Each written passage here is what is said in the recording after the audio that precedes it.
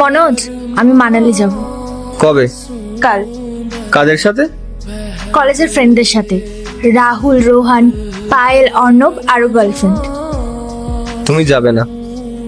আমি তোমাকে জিজ্ঞেস করছি না, আমি তোমাকে বলছি যে আমি মানালি যাব। আমি তো তোমাকে বারণ করছি, যাবে না। কেন যেতে পারবো না? আমাদের বিয়ে হয়ে গেছে আর তুমি এখন বন্ধুদের সাথে ট্রিপে যাচ্ছ। আমাদের বিয়ে হয়ে গেছে মানে তো এই নয় যে আমি জেলে বন্দি হয়ে গেছি। আমি কোথাও যেতে পারবো না।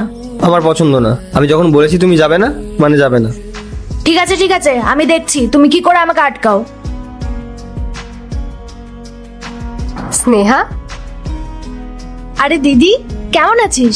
আয় না বস। শুনলাম তুই নাকি কোথাও বেড়াতে যাচ্ছিস।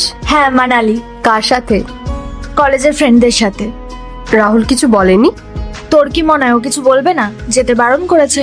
ওর মনে হয় এই ঘরটা হচ্ছে খাঁচা আর আমি এই খাঁচার পাখি।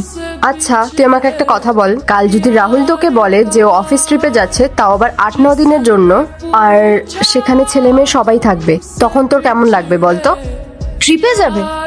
আমি তোকে যেতে দেবো না। হ্যাঁ, যদি পার্টি হয় তাহলে একদিনের জন্য ঠিক আছে, কিন্তু এভাবে অন্যের সাথে কি করে যেতে পারে? তাহলে তুই নিজে কেন যাচ্ছিস? আমার ইচ্ছে হয়েছে যেতে, তাই। তাহলে ওর কেন যেতে ইচ্ছে হতে পারে না? আর তুই সবসময় এটা কেন বলিস যে বিয়ের পর তুই বন্দী হয়ে গেছিস? আমাদের বাবা মায়ের বিয়ে হয়ে গেছে তো কত বছর হয়ে গেছে। তুই কখনো দেখেছিস যে মা বাবাকে ছাড়া কোথাও ঘুরতে গেছে, কিংবা বাবা মাকে ছাড়া?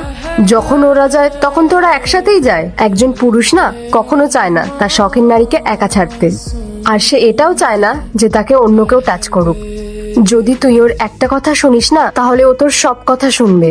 আর তুই এটা যেটা করছিস, এটা আমাদের কালচার না, এটা বাইরের কালচার। এটা একদমই ঠিক না।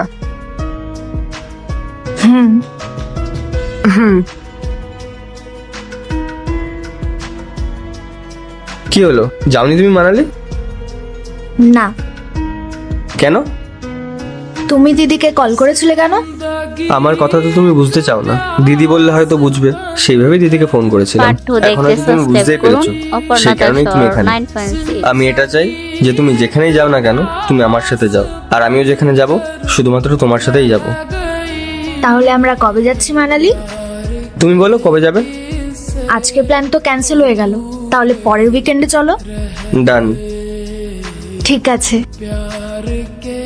ঠিক আছে, আমি অফিসে গেলাম।